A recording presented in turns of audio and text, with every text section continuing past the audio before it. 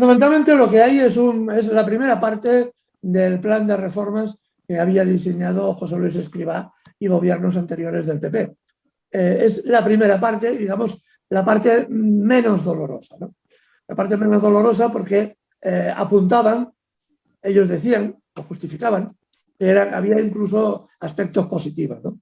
Entonces, los sindicatos mayoritarios, expresamente, sus altos dirigentes, sí que han defendido a capa y espada esta primera parte como una gran cosa, una gran conquista social. Incluso Unai Sordo, el presidente de comisiones, secretario general de comisiones, definía que había habido un cambio estratégico, ¿no? Que a partir de la aceptación de esta primera parte, evidentemente se produjo un cambio en la defensa de las pensiones y un avance de las pensiones. La realidad es que lo miramos, hay algún aspecto muy pequeñito que dices, bueno, que puede ser positivo, como el tema del IPC, que ahora parece que de nuevo lo van a plantear, mantener las pensiones en función del IPC. Eso es un punto a favor. Lo que pasa es que este punto a favor no es ninguna novedad. Ya se tenía en la época anterior a los gobiernos del PP, funcionaba así casi automático. No hay ninguna gran victoria, no hay ningún gran avance en este sentido, ¿no? Y en cambio lo que sí apunta, y de forma muy notable, es de que se van a aumentar los años de trabajo y seguramente una reducción muy importante en las cantidades que los jubilados podrán recibir. ¿Por qué lo digo? Porque fundamentalmente la jubilación anticipada se va a ver muy afectada, se va a ver reducida, se va a ver se obligará a la gente a trabajar más años, y la idea fundamental, como todos sabemos y vemos en este momento, es que pretenden aumentar los años de cotización o bien cobrar menos. Este es el gran objetivo de la primera parte de la reforma. Tanto es así que Unai Sordo, que defendían, como digo, de comisiones y el Pepe Álvarez de UGT defendían a capa y espada este proyecto como progresista, etcétera, etcétera, José Luis Escrivá no tuvo ningún inconveniente, un día después de la firma del convenio, del contrato, decir lo que evidentemente todos sabíamos, que lo que pretendía este acuerdo era que los baby boom, las generaciones nacidas después de la guerra civil, o tuvieran dos opciones, o cobrar menos o trabajar más años. Esto es el objetivo central y fundamental de la primera parte de la reforma, que es la que ahora mismo se ha firmado.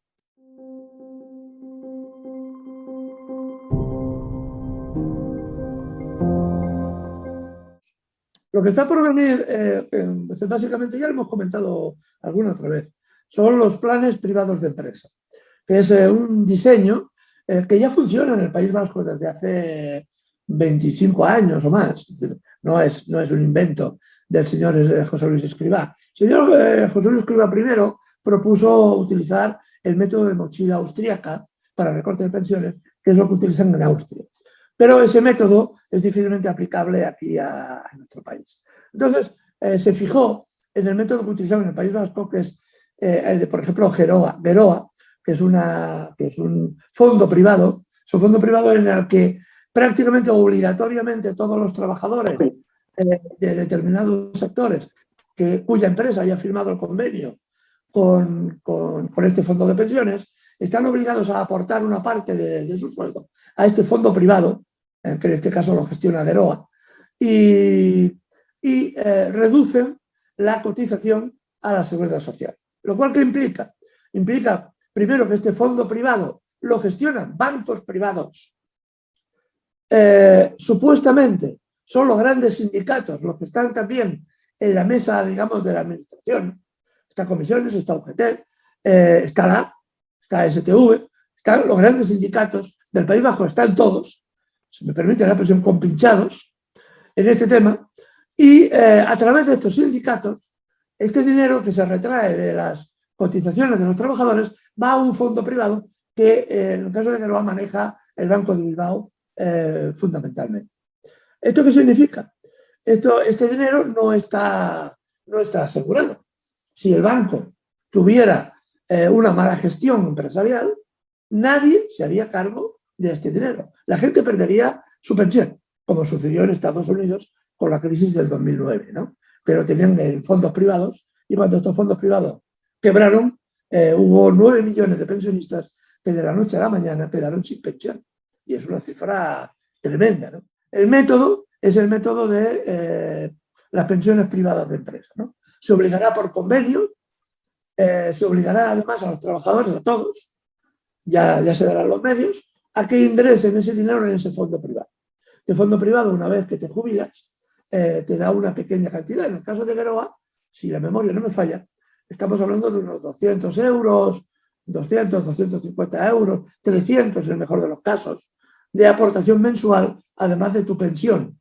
Habrá una pensión, supuestamente puede haber una pensión pública, pero tan pequeñita que se compense con los fondos privados. Si los fondos privados desaparecieran, por la razón que fuera, una quiebra bancaria o un desfalco, que también es, evidentemente todo ese dinero se perdería. Eso es lo que están diseñando para la segunda parte de la reforma de pensiones, que además va a ir muy rápida, ¿no? Porque el objetivo que tienen es ponerla en marcha en el año 22.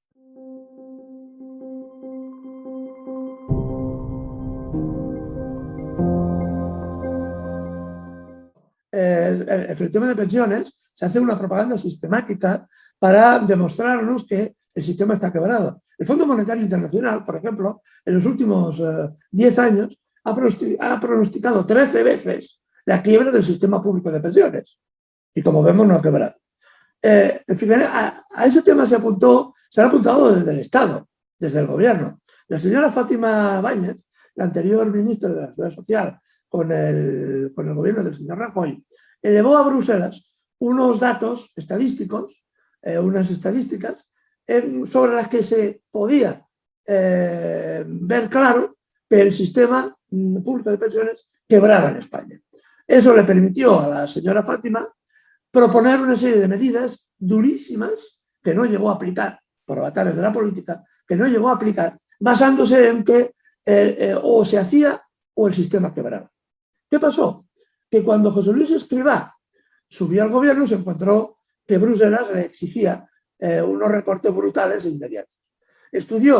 Sus técnicos estudiaron las gráficas, las encuestas, los datos que se habían aportado a Bruselas y se llegó a la conclusión de que la señora Fátima Báñez había mentido.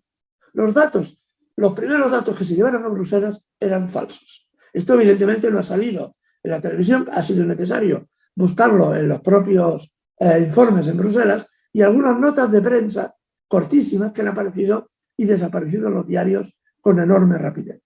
Fue el propio José Luis Escrivá, cuando presentó los pactos de Toledo en Bruselas, el que dijo que efectivamente había un margen de 30.000 millones aproximadamente para hacer algunos avances en pensiones. ¿Por qué? ¿Y por qué lo dijo? Porque también lo dijo en la comparecencia de que la señora Fátima Báñez había equivocado los datos. Yo me niego a pensar que todo una ministra de Hacienda, con toda una batería de cientos de economistas y técnicos especializados, cometa errores tan burdos como este. Tiendo a pensar, por lógica, que efectivamente había que justificar los recortes de pensiones y para ello había que manipular los datos si fuera necesario. Ya vemos que esto es así, que esto es verdad. Lo que me pregunto es si los datos de José Luis Escrivá son reales o son también manipulados. Esta es la otra parte de la duda que nos asalta.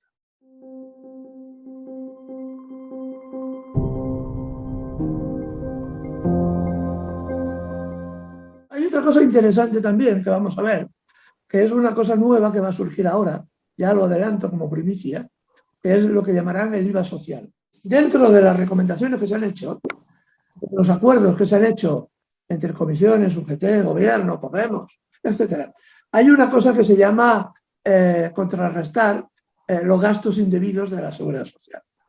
El Tribunal de Cuentas, en agosto del año pasado, dictaminó que había una serie de gastos que se habían pagado a costa de la Seguridad Social, de las pensiones, y que correspondían pagar al Estado desde hacía muchísimo tiempo, más de 25 años. En total son 103.000 millones de euros.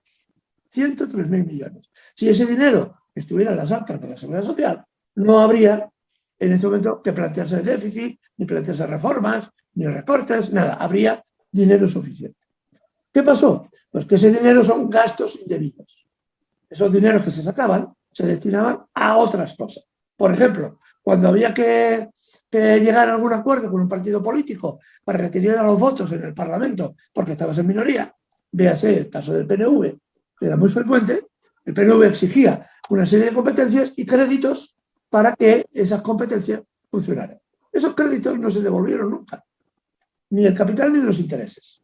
Y es lo que detectó el Tribunal de Cuentas con esos 103.000 millones.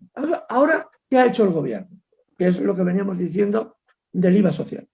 El gobierno ha dicho, voy a pagar un 2% más o menos del PIB, que son esos costos de los gastos indebidos. Unos 20.000 millones, 22.000 millones.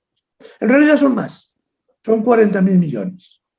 Lo que debería amortizar, pagar el gobierno de los impuestos generales para evitar que la seguridad social se fuera depreciando cada vez más. Entonces, el gobierno solo va a pagar el 2%, unos 20.000 millones.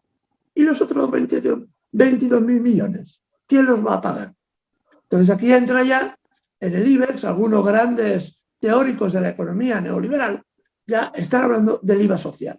¿Qué es el IVA social? Básicamente que esos 20.000 millones que faltan se pagan a través de impuestos indirectos, de los cuales una gran parte los van a pagar los jubilados, lo cual es una absoluta perversión, porque no se va a poner un impuesto a las grandes fortunas, ni a los grandes recaudadores, ni a los grandes tenedores de vivienda, sino se van a hacer sobre impuestos indirectos. ¿Por qué? Porque da la paradoja de que el grupo de jubilados, las personas en conjunto de los jubilados, son de los grupos sociales en España que tienen ahorros todavía, aún les quedan ahorros, y tienen un nivel de riqueza, es decir, son propietarios de su piso, muchos de ellos, muchísimos, y tienen un nivel de riqueza importante. Entonces, ese IVA social vendría para cargar de más impuestos indirectamente a los jubilados, porque son los que tienen en este momento, acumulan algo más de riqueza que la gente más joven que aún está con los hijos pequeños, que está pagando el piso y que no tiene esos fondos todavía. Eso es una de las perversiones que está también en juego.